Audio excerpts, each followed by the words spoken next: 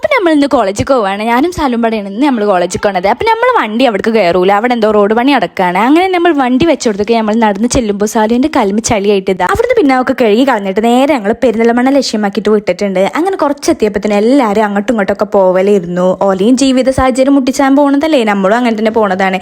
അങ്ങനെ നമ്മൾ കോളേജിൻ്റെ അവിടേക്ക് എത്തുമ്പോഴത്തേനും സാലുവിൻ്റെ പെട്രോൾ കഴിയാനായി. അങ്ങനെ ഞങ്ങൾ പെട്രോൾ അടിക്കാൻ പോയി.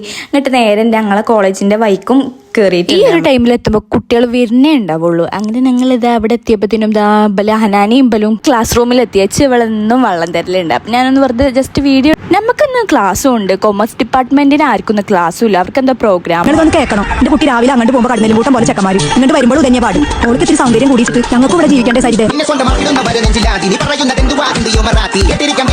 അങ്ങനെ പിന്നെ ചൊറുക്കാക്കലൊക്കെ കഴിഞ്ഞിട്ട് ഞങ്ങളൊന്ന് ചെറുതായിട്ടൊന്ന് തലട്ടിട്ട് വരാമെന്ന് പറഞ്ഞിട്ട് ഞങ്ങൾ പോയതാണ്. ഞങ്ങളെല്ലാവരും പാടെ പോയിട്ട് ചെറുതായി തലട്ടിട്ട്